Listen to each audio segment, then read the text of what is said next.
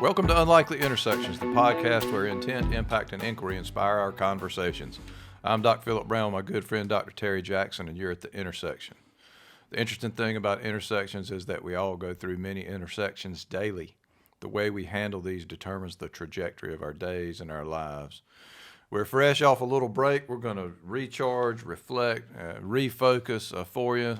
Shortly into the episode, Terry, we're going to forecast some exciting news about what's coming up. But I feel great to be back today. How are you feeling? Yeah, man, I'm feeling good to be back. I'm refreshed. We took a little time off, which was a great thing to do.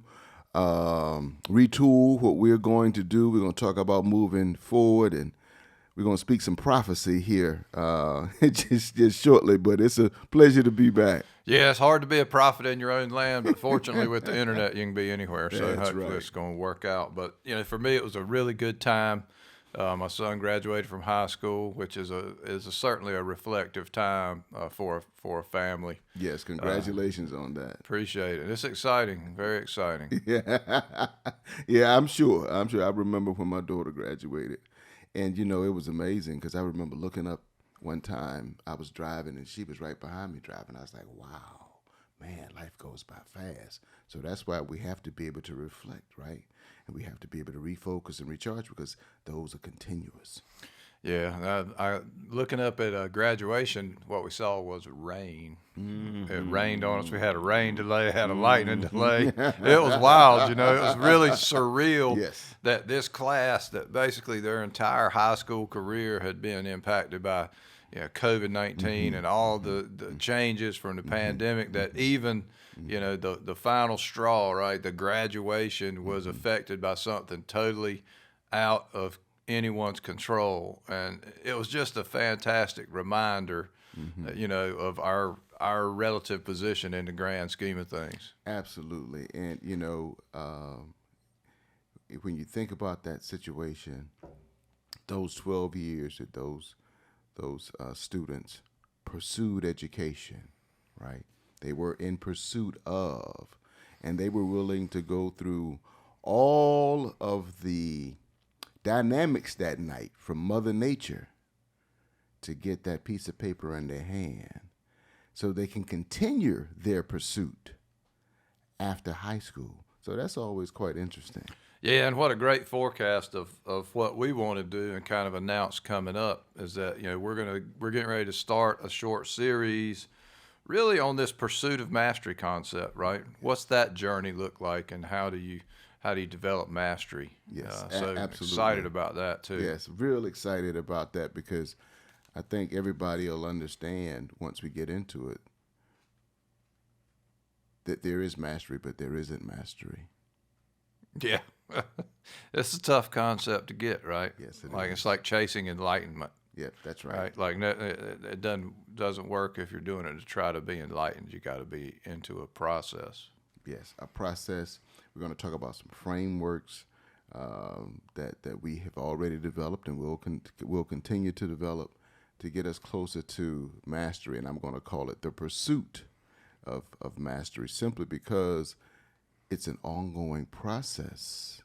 The higher you get, you realize the higher you still have to go. Yeah, and that's really where the recharge and reflect process sort of kicked in for me, just to kind of take a second, couple of weeks to reassess, reevaluate. We have a remarkable tendency to slip into our own patterns, our Yes. old patterns. Yes. And we can inventory that. A lot of times the best way to inventory it is take a little time and journal a little bit on a daily basis. And I sort of realized that the reason I was having a feeling of being stuck is because I was. That's very profound, right? I realized I was stuck because I was, right? Right. These last couple of weeks, I took the time to just start reading books that I had around that I always said I was going to read. And I said, hey, and I was like, wow, I wish I had touched this earlier.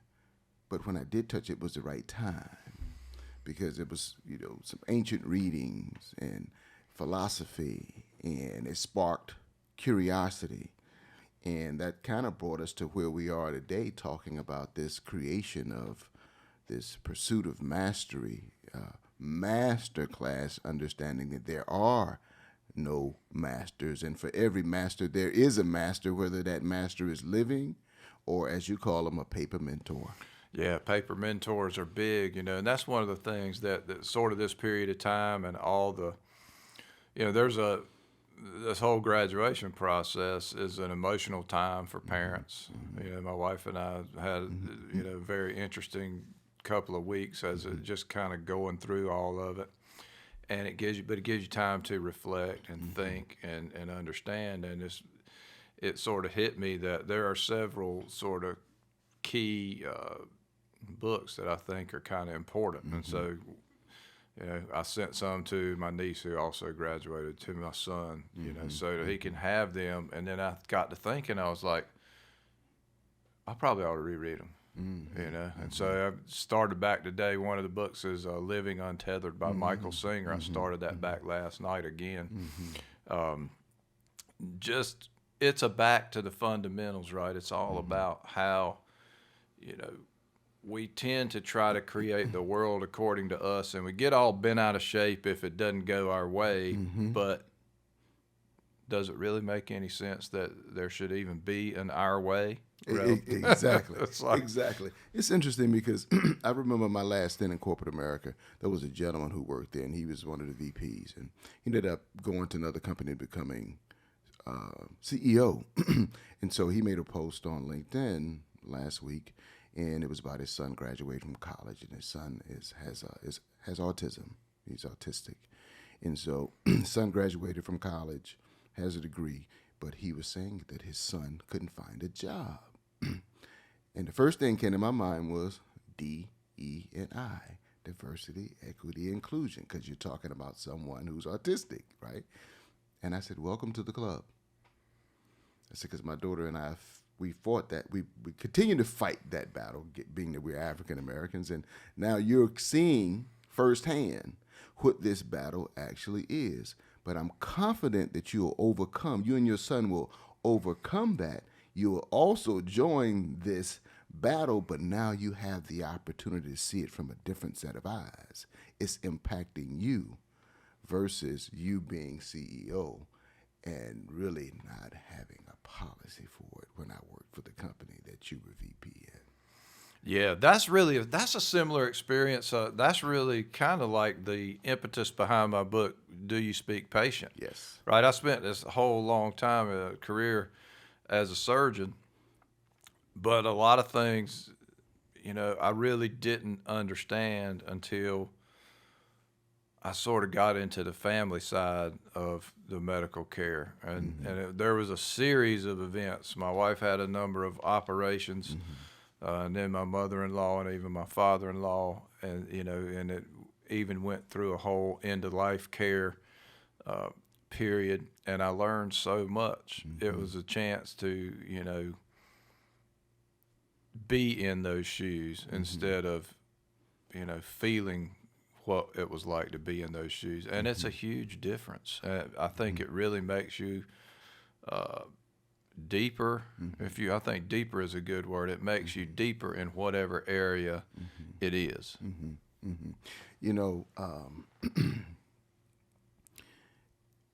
I tried my best to take a look at it from just a human perspective, right, versus all the other designations that we give each other on this earth. And if we could just go back to do unto others as you'd have them do unto you, it would be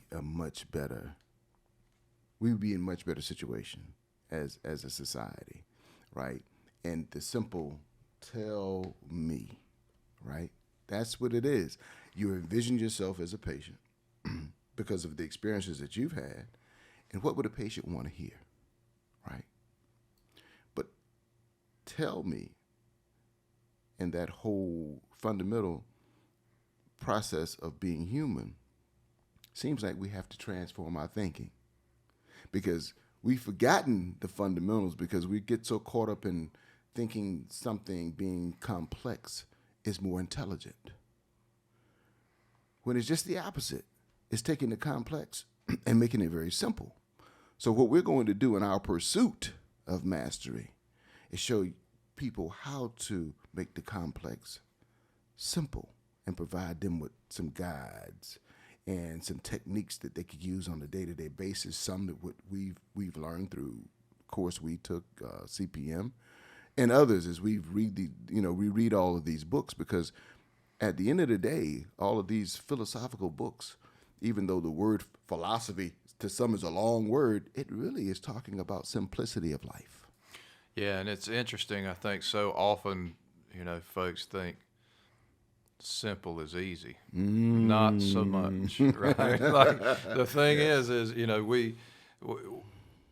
when we make things overly complex, not only are we not able to distill it down to its essence and move on that, we're basically 2 steps off, right? Yes. I mean, we got to distill things down to their essence, what's, true in the moment and all those kind of things, and then begin the work. Yes.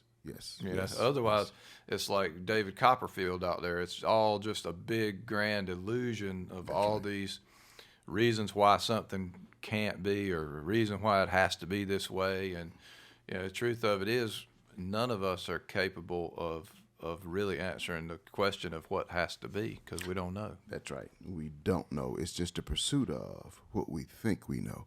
And as we read more material, as we have more conversation, we find out either we know or we don't know, and then that drives our curiosity to know, right? And as you said, it might be simple, but it's not easy by any means, because I think it was Angela Mayu who said, I think that's who she said. If, in fact, you know better, you do better. And I've given a lot of thought to that. And oftentimes we know better, but we don't do better. Yep. And it's interesting, too. There's another related phenomenon there around personal forgiveness. Yes. Like one of the things I think that has trapped me in the past is a unwillingness or inability to forgive myself. Like being your own harshest critic is a double-edged sword. Mm-hmm. In some ways it's good. It holds you to standards. It helps you have discipline and all this. Mm-hmm. But at the same time, you have to get to a point where you are capable of forgiving yourself for what you did before you knew better. That's right. And that actually liberates you to then do better. That's right. Otherwise, you're trapped in a label that you yourself have imposed. That's right. And that's crazy. I think one of the things that that I see that is sad is a lot of people give up on the curiosity. Mm-hmm. Maybe they've bought into the label they have put on themselves, or maybe the label that someone else has put on them. And when that happens, that person is trapped. Mm-hmm. Completely and utterly trapped, stuck in their own spot. And I've been in that spot myself, right? Mm-hmm. Like, pushing up against something and it doesn't seem like it's going to move. And, instead of being curious enough to, maybe look around different ways to move it or find a different lever, I just want to persist in continuing to push it the same way that's not working. And to the extent that we understand that those are models, those are mental models that we have that are not working when it's persistently not working. It's your model, it's not the model, and so you need to really entertain changing. That's right. And I want to make a correction. It was actually Maya Angelou who said, when you know better, you do better. But we don't always do that, right? And to get to being persistent, right? There's a way to be persistent, yet utilize different mental models. And oftentimes, our persistence is utilizing the same mental model, right, which is insanity. because we keep bumping our head up against the wall, right? And for whatever reason, it doesn't work. Few people can really step back, assess, and say, I have to try something totally different. When you get to that point and you begin to that assess, then that's when we start talking about a transformation occurring, right? And that's because now I have to deconstruct whatever that mental model was that didn't work for me, apply some new techniques, reconstruct it, and move forward, hoping that it works. And if it doesn't work, then you go through the process again until it does work for you. And that's the key to it.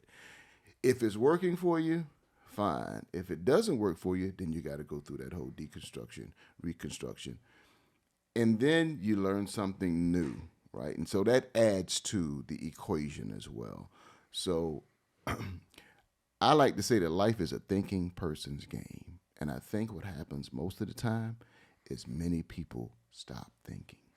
Well, we get trapped often. One of the things I think is, so we're going along and things are okay, and we believe things need to be a certain way.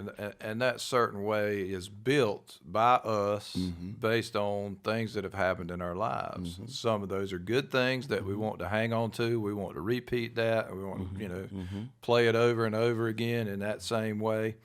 And some of those things are things that happened to us that were bad in our perception, and we kind of buried them. So we don't really have to think about them. But it turns out there are constant reminders that pop up. And as soon as one of those trapped memories gets triggered by something in the external environment, it takes us right back to the headspace of what was happening when that thing occurred. And at that point, we actually have the opportunity to make a choice. Most of the time, the tendency for folks, including myself, is to continue to hang on to it, just suck it up, bury it back down, or be frustrated in the moment and bury it back down later, or something of that nature. The better choice is to let it sort of process through and just let it go. Yeah. Let that go. Realize that there's not a person in the universe that can change what already happened. That's right. That's right. And we just have to go forward knowing that, hey, I'm here, I'm okay. This other thing really doesn't have bearing on what's happening now. It's only doing that because I'm making it. Right. It's another one of those, prisons of our own making. That's right. Yeah. Relating to patterns, right? I saw a quote yesterday that said, I noticed I was in a pattern and I decided to change, right? That awareness in and of itself is extremely powerful because oftentimes it takes a little while before we are aware of the pattern that we're in, whether it's a pattern of being stuck or pattern of what these habits are, because our lives are actually made up of patterns of habits. Right? I saw a quote that says, we don't create our life, we create our habits, and our habits create our life, which is absolutely true because from what I've heard, and I can't speak to it academically, but 21 days to create a habit, far longer to break a habit. And we all have our habits in our life, right? And so this whole pursuit means that you have to be keenly aware. So you have to be, before you go down the rabbit hole, you got to realize that you're getting ready to go down the rabbit hole and stop, right? And say, okay, I'm aware of this is where this is taking me. So no, I need to assess this. I need to stop this. I need to take another journey, take another direction, right? That's what happens. And Dr. Rao talks about it in CPM. Just being aware. It's not the clarity, it's the being aware, because clarity is a lagging indicator. Clarity means that something has already happened and now you understand, when awareness is up front. So we have to have the awareness to be aware that we are stuck and so we can move. And that's what this masterclass that we're developing is going to help you become more aware. Not that clarity is a bad thing, but be more aware up front and then hopefully the clarity happens sooner. Yeah, it just comes that way, and what happens, and the cool thing about the timing of this class is going to kind of parallel my life, so thanks for coaching me through it, is, there is intense discomfort with figuring these things out. That whole deconstruct, reconstruct is uncomfortable for a host of different reasons. But you have to go through that. And if you just sort of have faith that when it feels like it's uncomfortable, you're probably in the right spot, then it enables you to do the work that's necessary to take it where you need to take it. Yeah, absolutely. And we all go through it. I know this past weekend there were lots of things that were going through my mind about particular topics, and I was trying to focus and break them down in such a way that I'll be able to strategically pull them together and to begin to act on them, right? And so it just the whole process of being aware, okay, strategizing. I got to move on it, right? I got to remain curious. I've always said that I don't fit in a box. I've always tried my life not to be able to fit into a box. That's why I've kind of labeled myself, as a nonconformist, right? Because I want to be able to see all the different angles or areas to accomplish, something. I just don't want. I never wanted to be stuck on one road, right? Because there are many, there are many roads that take you to the same destination. It's just the one that you choose, and then if the one that you choose don't get you, you have to be able to shift. Yeah, absolutely. Pivot, if you will.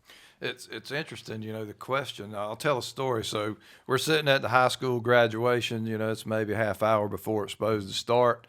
And I mean, it just starts pouring down rain. Some have umbrellas, some don't. I didn't, and we're sitting there and just getting soaking wet. It's not lightning yet. That happened later and they evacuated us. Long story, but sitting there, and I'm asking myself, out here uncomfortable. Gosh, what is this? And finally, I sort of asked the question. I said, "Who is it that's uncomfortable with this condition?" Right? And that's the deep question that I think I would encourage everybody to always ask. It's some version of who am I to feel this way? Who am I to think this way? And what you begin to realize is you really are just the awareness of what's happening, either in the external environment like the rain, or your mental chatter that's going all the time, or your emotions. And so at that football game, I had all three of those. I mean, not the football game, at the football stadium at graduation. I had all those three things, right? Because I had the external environment where it was raining on me and I was getting soaking wet. I had the mental chatter because it was, I knew it was a meaningful event for my son, for my family, for everybody, for the hundreds of people that were out there to see that. And I had the emotions associated with all of that, so it was actually a really clarifying practice session for me to just back up and realize, when I ask myself the question, who is it that doesn't like this? Who am I to be uncomfortable with this? It really changed things. And it gave me such a nice, I ended up, my family was laughing at me the whole time looking at me with the side eye because I was chuckling all the time. It was just the comedy of being in that situation, and it didn't end up being upsetting at all. And, it turns out that's going to be a memory that as long as we have memories, that's one of them. It's just an unforgettable experience and all the things associated with it. So that question of who am I or who is it inside me that is experiencing this is a very powerful one that we can all ask anytime we experience anything that's unpleasant or anything that's profoundly pleasant. That's right. And that's an excellent question. And, the key is to remember to ask yourself, that question.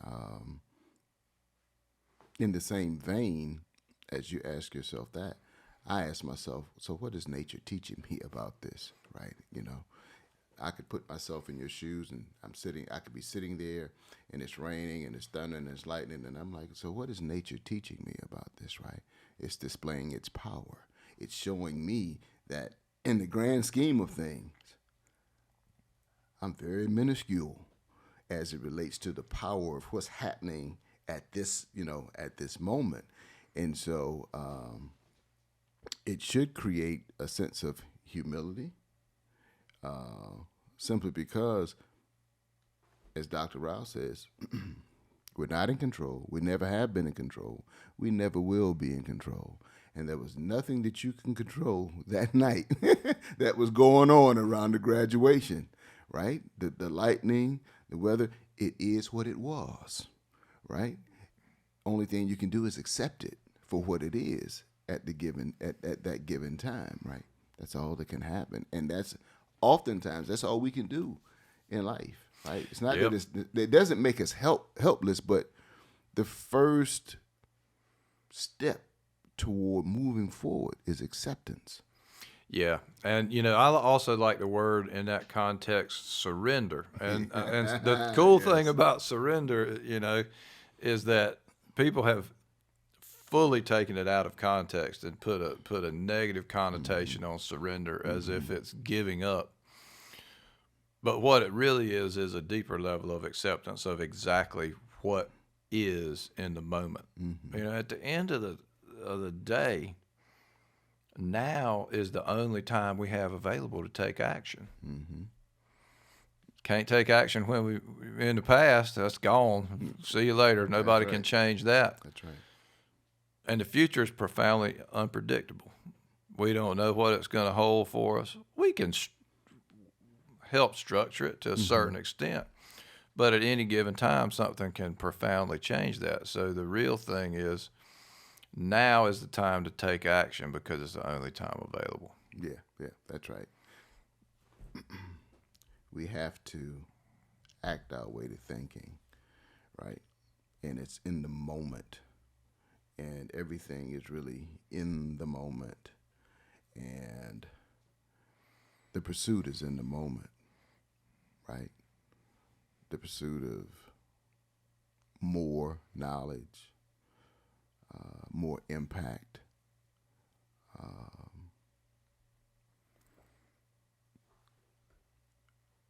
In your pursuit, as you attain more knowledge, you should have more impact.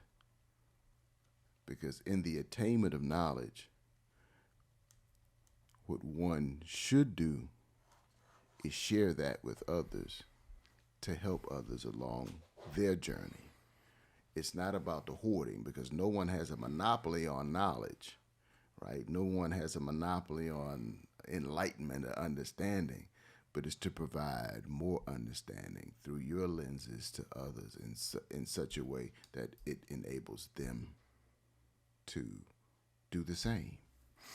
I can remember multiple moments, and we'll get into this in the master class concept, Pursuit of Mastery, that we do. But as a surgeon, I can remember multiple moments of certain cases having the realization that there were things that I and I alone needed to do right then in order to save a person's life and make sure that everybody in that room got out alive.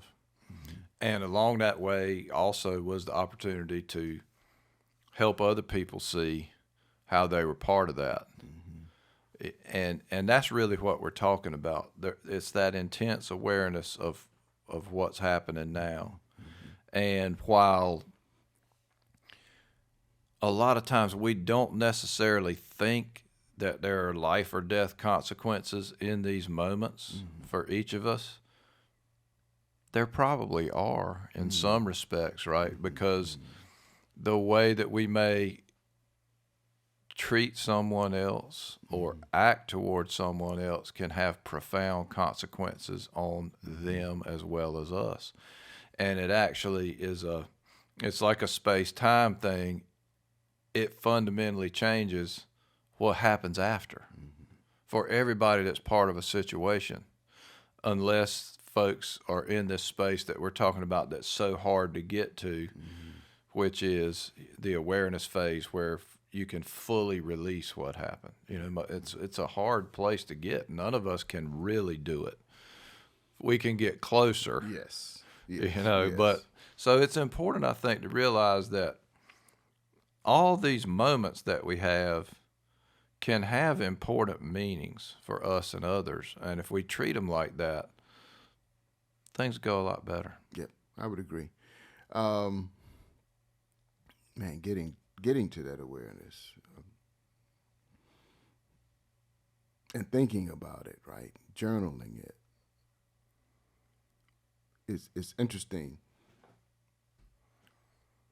because you pull up. It's like you pull up to a stop sign. Did I come to a complete stop, or did I continue to do what they call the California roll? And I'm like, oh, I didn't realize that until after the fact, right? So being in that awareness at that moment is extremely difficult to do.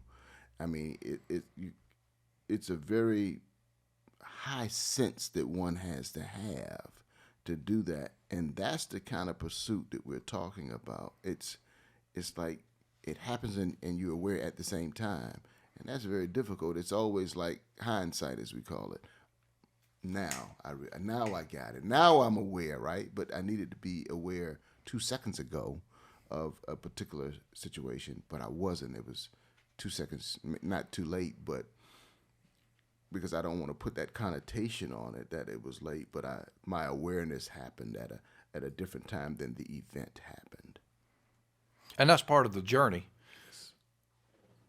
It's kind of it's that continuum of, you're consciously competent. You realize you didn't quite get it. You're trying to be aware, but you just didn't end up quite at the exact time that maybe next time you might get that. And that part of it to me is really fascinating. And I had a big journaling day on Friday. I mean, like pages and pages, and it's fascinating. It's great to write it. It's even more powerful to go back and read it, and it helps you a lot of times to sort of separate the wheat from the chaff, and you look at it, and some of the stuff is just absolutely readily identifiable as mental chatter that has no bearing in reality, right? It's just some gibberish when you look back on it, and others of it has clues to how you then pursue the journey going forward, and then basically just iterating that over and over time kind of helps you get to a better place, I think. Yeah, I would agree.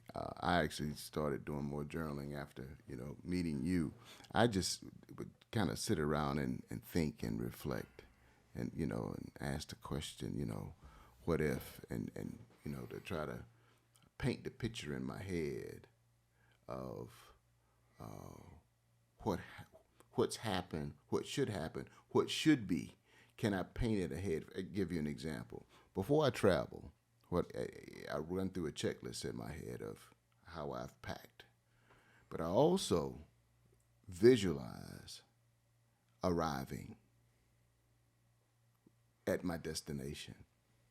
If there's anything that's unclear in that vision, I either delay my travel or I don't travel if I feel uncomfortable about that.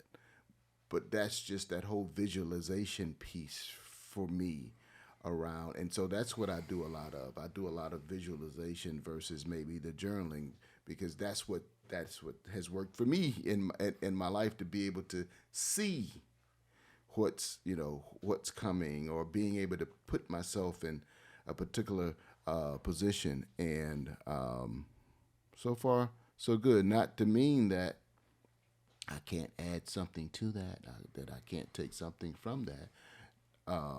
But at this point in time, it's worked very well.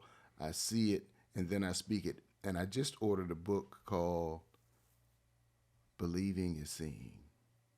And I can't wait. I Sounds can't like wait a to dig good in one. that. Yeah, I can't wait. I can't wait to dig into that. It's fascinating because one of the things that I've realized over time, and I think it's one of the reasons why when I go back and look at the journal, some of it doesn't make any sense, is that the words that we have at our command are not enough to describe the totality of our experiences, right? Because there's feelings in there and all that kind of stuff, and it's just not, it's not a direct translation. And so putting the words together a lot of times, takes a number of spins, and sometimes you never get it. That's true. Sometimes you never get it because it's not deep enough. That's right. That's right. And then sometimes in me trying to see it, right? I can't necessarily. It's not clear. It's clear, right? Because I'm trying to visualize. Say I'm going to the Raleigh-Durham area. I'm trying to visualize going down 40 and what's happening on 40. What's happening ahead of me? What's happening beside me. And I always visualize myself out there with enough space to myself, where there's no vehicles around me. Some might be further up, others further back, but that's intentional.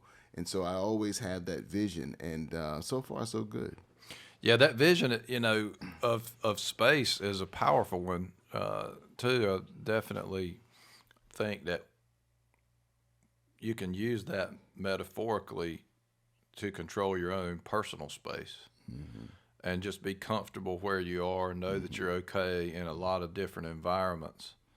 And that goes back to that awareness too, right? Like you're aware that you're in a place, you're aware that you may have feelings, you're aware that you're having thoughts, but that in your space you're okay. And it opens up the ability to have dialogue, to address different issues where folks have different perspectives and all of that. But a lot of times it's a struggle because we feel like challenges to our perspective are challenges to our space, and that's rarely the case. Yes, right? yes, But we treat it as such, and to our own detriment. And it's at that particular point in time where we make the transition into the rabbit hole, because we're no longer fully aware. We have become what we're thinking. We have become our emotion, or we have become our perspective, instead of just being aware that we have a perspective that may be one of many, and that it needs to be kind of a process of exploration and vetting over time. It sounds slow, but it's actually faster if you're able to do it on a scale perspective. But I'm always fascinated by everybody's tendency to jump right in that rabbit hole. Yeah, it was interesting what you just said a few minutes ago about being able to take your space. I've always told people that I can be in a crowd of 10,000 people and I can take my space. For whatever reason, I'm in a space and I'm like, wow, man, this is not where I really want to be, right? And so all of a sudden what happens is I take my space right there amongst 10,000 people. And to me, it's like I'm the only person there, right? And how I've gained that skill, not quite so sure. But I know there were times I was in places and I was uncomfortable with being there. And I was like, no, this is not where I want to be. And so I'll take my space, and it's like everything else that was going on around me really doesn't matter. It doesn't even exist because I've just taken, that space at that time, but never really considered it, that way. A lot of metaphors for that, right? Going to the balcony, or but it's an important skill. It also allows one to never be bored. Yeah, that's true. Right? Like, you can never be bored if you're capable of doing that, because there's always plenty to observe, plenty to be part of when you're in a safe spot. It's only when we feel threatened by something that the options begin to be limited. Otherwise, like, there's way too much stuff available to do to ever be able to do all of it. That's right. That's right. You know, oftentimes I might be alone, but I'm never lonely because I enjoy the company of me, the company of what my thoughts may be, or my ability to observe things happening around me and be able to see them differently at the same time, right? And that's what we're talking about. Not saying that everybody is gifted to do that. Part of that skill probably came about because I'm an only child, right? I'm often alone, but never lonely, right? And that's, I think, one of the most important life skills. How in the world do you think you're ever going to be comfortable with other folks if you're not comfortable with yourself first, right? Absolutely. And so, you know, I think that is a fundamental skill. It's something I've actually talked to my kids about in the past. Is, you know, the first thing to do is be comfortable with yourself and be comfortable by yourself. And if you're able to do that, or I'll say it differently, once you're able to do that, it rarely happens unless you make it happen, because people are drawn to other people who have that level of comfort with themselves. It's way different than arrogance. It's just a deep, deep sort of self-respect and what I would call being centered. And that energy is palpable to others. And folks that have that energy have to find time to be alone, or they won't ever be. That's right. Because somebody's always going to be asking for something. That's right. I was walking with this gentleman that I graduated from high school with. We go walking a couple times a week, 5 miles, and we get into some heated conversations from time to time. And so we were getting into a conversation, and he'd mentioned, well, I just mentioned something to you for the sake of conversation. And I said, can I be very honest with you? He said, yeah. I said, I don't need the conversation. I'm an only child. I can go in the house and I can sit down and I cannot talk to anybody for days because I'm comfortable with who I am. And I said, I'm not saying, I don't want you to, think that I'm speaking arrogantly about anything or being conceited. I just don't need conversation for conversation's sake. I don't need it. And so he became real quiet. And then I started the conversation again, right? But I wanted him to understand that, that not everything we say is going to be meaningful. But, sometimes conversation for conversation may not necessarily be needed. And the other thing I would put in that same sort of bucket, if you will, is this need to be constantly distracted. Yes. We see it, you look at people with their phone, look at, television on all the time, whatever it is, the need to be constantly distracted or entertained is really false. It's really taking away from you, because every person needs some reflective time. The real question is whether they realize it yet or not. That's right. Because there's so many processes that can only happen when you're looking inward. That's right. And if you're spending all your time looking outward for some stimulus, then you don't have any time left to internally process your thoughts, your feelings, and how they play into the environment you're in. That's right. And so that's a cautionary tale. And that's why, meditation, right? Like, people think of meditation as certain specific things. Not necessarily, right? It is being, as you said earlier, I think before the show, you were talking about, you need to be meditation. That's right. Which is really just a way of being, not a task. That's right. And that was again, I've heard that a couple times from, one of our friends and mentors, just be meditation. But what hit me yesterday as I was returning to Wilmington is all of these things, whether it's humility, whether it's confidence, whether it's meditation, prayer, whatever you want to call it, right? They're not acts. It has to be a part of my being. Even when we talk about quantum leaps, quantum has to be a part of my being. It can't be something, some mantra, right, that says, I am making a quantum leap. No, it has to be a part of my being.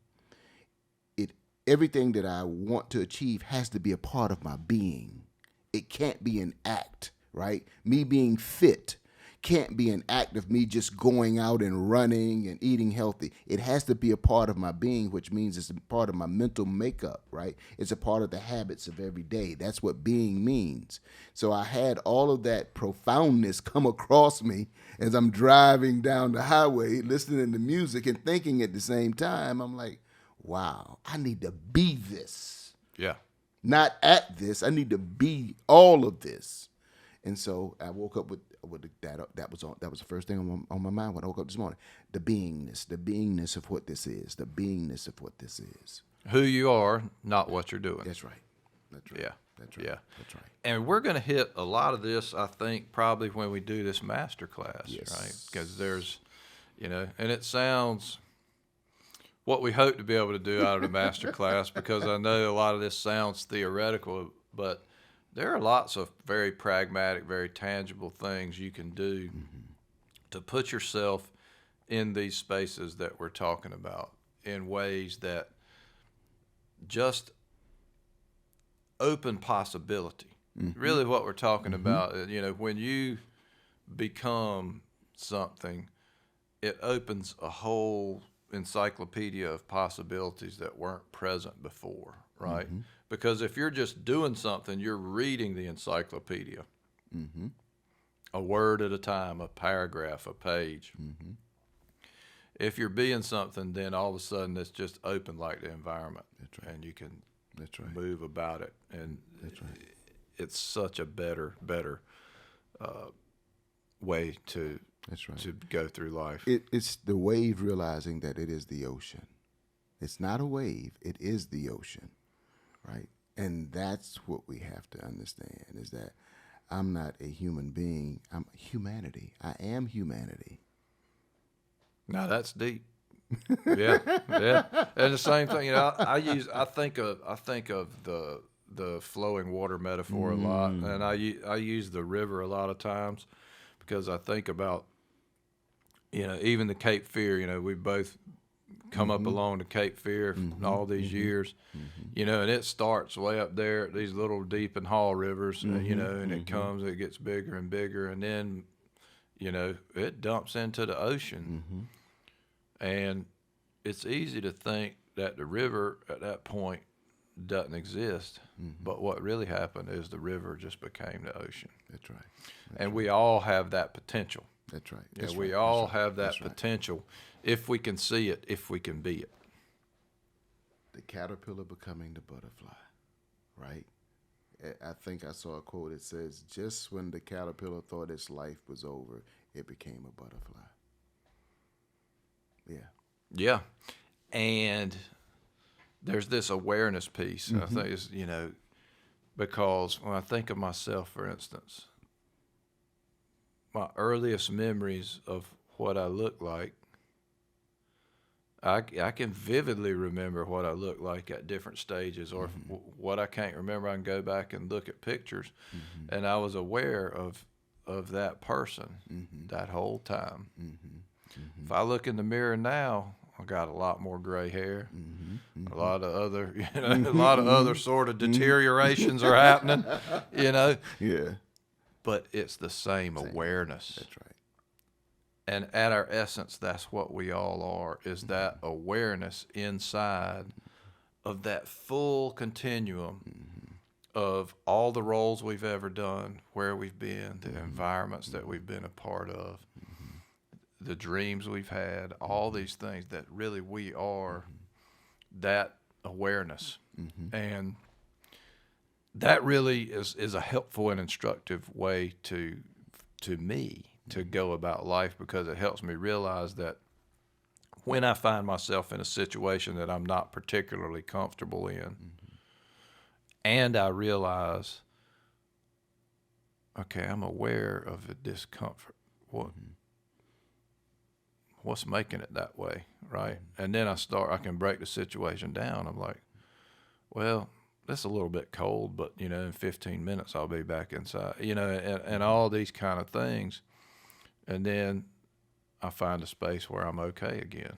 And the more and the faster that one can do those things, the happier you're going to be. I agree. Most people are in pursuit of life and the external things that it brings them. Very few people are in pursuit of life and pursuing themselves. And that's what we're really talking about, being in pursuit of self when we talk about mastery. Yep. So we look forward to having you guys join us for this Pursuit of Mastery program that'll be coming in the upcoming days, later in June and early July. We'll have that out. We appreciate your time today.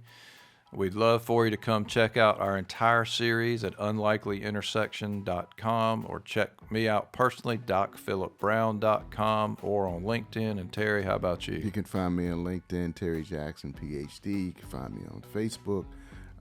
Please go to our YouTube page, like, comment, share. If you have any topics you'd like for us to discuss, please feel free. If you have any components to this pursuit of mastery that you think need to be a part of our curriculum, please feel free to send us a message as well. We'll see you at the next intersection.